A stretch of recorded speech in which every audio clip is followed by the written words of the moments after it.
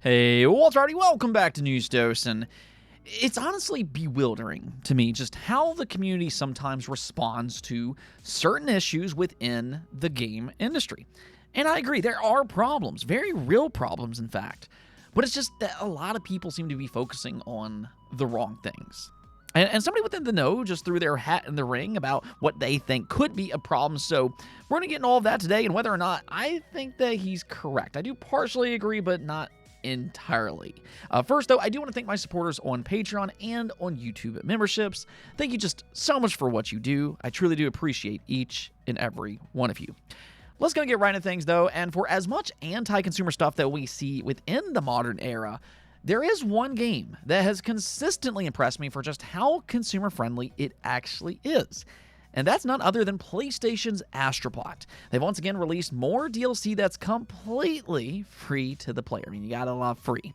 They just dropped some new bots, which finally include some Final Fantasy characters, which is cool to see given their history with Sony. And also 5 new levels, bringing the grand total up to 90 total levels. Now, they've already done this a few different times, which is why this really stands out to me.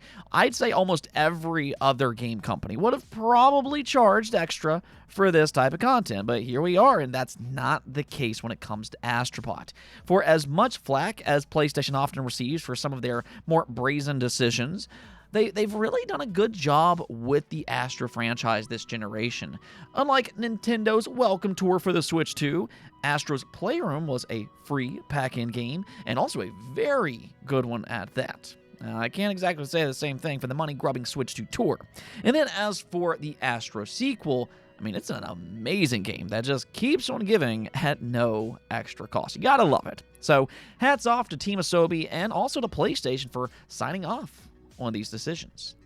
Now, speaking of PlayStation, they also dropped their Ghost of Yotei State of Play today. They gave us 20 plus minutes of new information and gameplay, and I mean, yeah, it looks like Ghost of Tsushima. So if you like that game, there's a pretty good chance that you might be impressed with today's gameplay. The combat looks exceptional, and it just has that gorgeous art style that the first game was so well known for. Now, they actually clarified, though, that the new character isn't a samurai. I know there was some conversation about that early on, but in Yotei, the protagonist might fight like a samurai, but she actually isn't. As they mentioned, she'll use every dirty trick in the book to her advantage. This is a revenge story of her hunting down the 6 Yotei, but one of the things that stood out to me about this event was that Ghost of Yotei is $70. Now, just a few short years ago when games first jumped up to $70, I mean, there was a lot of controversy. But as strange as it is to say, it's now almost relieving to hear that, because here we have Nintendo and Xbox shelling out $80 games. So again, PlayStation is kind of looking good today. Nonetheless, though, they also announced some new limited edition Ghost of Yotei consoles and accessories, and I actually do like the design this time around. I've given Sony a hard time for their lackluster limited edition designs this generation, but I think this one looks pretty good. This one probably ranks up there with the Astro Bot and the Spider-Man 2 controllers.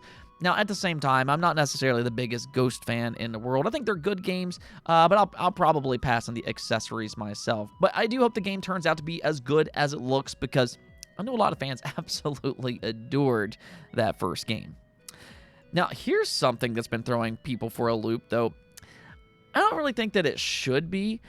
Apparently, Donkey Kong Bonanza was originally planned as a Switch 1 game, though, I mean, I don't really find that to be all that surprising, because I think that a lot of early games were probably originally planned for the Switch 1. I mean, these are games that's been in development for several years, and developers, they have a plan for the hardware that's available to them at the time.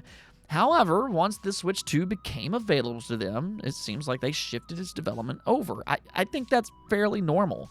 I don't know. I just think that some people are making a bigger deal about this than it needs to be. Just like with every new console that's ever existed, the early games will not be necessarily the most demanding, most impressive games from a graphical standpoint.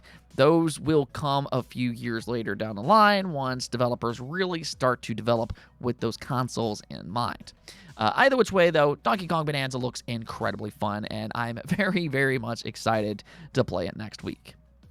Okay, now we also got an announcement for an Xbox exclusive that's now slated for the PlayStation 5, being Stalker 2. Now, unfortunately, we don't have an exact release date just yet. I'll keep you all posted, but they did mention that it's planned for later this year, and it will come with some PS5 Pro enhancements. Now, as to what that actually means, we're going to have to wait and see. But what I can tell you is that this game is good. I know a lot of console players are new to this series. This is a very PC-oriented franchise, but the game I'll kind of compare it to here is Fallout. That's what it reminds me of the most, though maybe a little bit more hardcore when it comes to the survival elements. So if that sounds like your type of thing, then go ahead and put Stalker 2 on your wish list. Really, I'm just happy that this is happening at all. This studio truly has gone through one of the most unique and most volatile development cycles that I've ever seen for a video game. And I really just wish them the best. Okay, so let's go and get to the big story here, because this is a topic that I honestly feel is incredibly important. There's so many people out there that glazes over the current issues within the industry, and to an extent, I understand. We want to be optimistic, but I'll tell you right now, there won't be much left to be optimistic about if we can't fix these problems, and sooner the better. So I do think that we need to highlight them when possible, and I think especially now, because there's a lot of fans that are really just focusing on the wrong things. I mean, if you've been anywhere near the game community this past week, you may have noticed that a lot of people seems to be blaming game subscriptions, and especially Xbox Game Pass, on pretty much everything. You know, it's a terrible service. It's a threat to the game industry and the death of all gaming, which is absolutely ludicrous. I think a lot of this mindset really just comes from people's irrational hatred for all things Xbox related. Xbox Game Pass has had a target on its back pretty much since it was announced. And, I mean, it does kind of seem like it's unbelievable at times, but I can go on and on and on about how game subscriptions aren't the things that are killing games. But, nonetheless, Matt Piscatella chimed in, and let me just read you what he said. The top 10 live service games, sucking nearly half of all gaming hours from PlayStation and Xbox ecosystems before any other game can even get a taste, is a far bigger threat than the submodel, in my opinion. But what do I know? Now, this has created a big conversation online, and I think that he makes a valid point. Now, I don't completely agree. I don't think it's necessarily the biggest threat to gaming, but it definitely has impacted the game industry in a major way. There's no doubt about that in my mind. I mean, people want to complain about Game Pass for quote-unquote devaluing games, all while they ignore the monthly free-to-play behemoths that the majority seems to play for completely free every single month if they so choose to. I mean, these powerhouse free-to-play games have quite literally changed how some fans consume content and also how developers make content. I mean, if you look at the younger generation specifically, we used to have to ask our parents if we could buy a game when we were kids. But that's not really how this generation operates. They have choice to play games completely free if they so choose to. Maybe with the occasional microtransaction, which is probably easier to get permission from their parents than to pay for a $70 game. And these free-to-play games can also be played with their friends. So it's a win-win for them, and that's where a lot of that younger audience is. And that's just from the consumer side of things. But it's also impacted game development in a major, major way. I mean, if you look at these AAA publishers, a lot of them have pushed incredibly hard into live service. They all want a piece of the pie, a game that's going to sustain them for the next decade plus. Just look at Sony as one such example and their gut-wrenching shift to live service development. It's like they somehow forgot who their core audience is. And because of that, they have a graveyard of live service games behind them. 10 plus live service games canceled in just the past few years, which is crazy to think about. I mean, if you want to know one of the reasons why we're getting less games from Sony, and even from other AAA publishers for that matter, it's because they're trying to create their own cash cow, and they're continuously failing. It's a very competitive market that's tough to get into.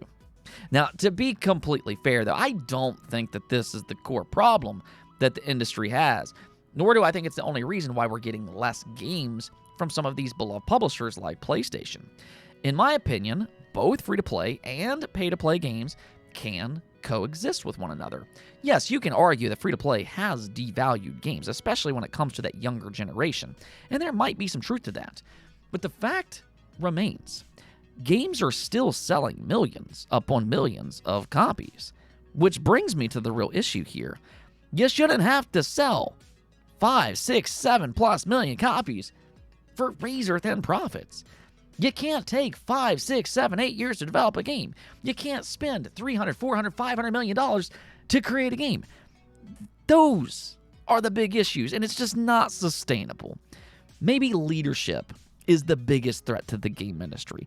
Not free-to-play games, and not game subscriptions. Everybody seems to want to point the finger, but nobody wants to actually reflect and to look into the mirror. We weren't hearing about these problems 10 years ago, and that's not because of free-to-play, but rather, it was because game budgets weren't as outrageous at that time. So they didn't have to sell 7+ million copies. We used to celebrate 1 million, 2 million, 3 million. And, these games also didn't take 7 years to make, which meant that studios could pump out multiple games in a single generation. Their entire livelihoods didn't rely on a single game performing at record-breaking pace because they were smarter with their budgets and their management of time. So that, in my opinion, is the bigger issues. We need to start holding leadership accountable. I think a lot of us are looking at the wrong things. We're all trying to blame something for the casualties that we see on a yearly basis. At some point, we got to look at leadership. We got to look at how they're handling these studios. Why it's taking them so long to make games. Why they're spending $500+ million to make a game. I don't know. That's just my opinion. Maybe you disagree, and if you do, let me hear it in the comments below. But until next time, I want to call that a video. Just hit that subscribe button, ring that bell, and you know what? Peace out.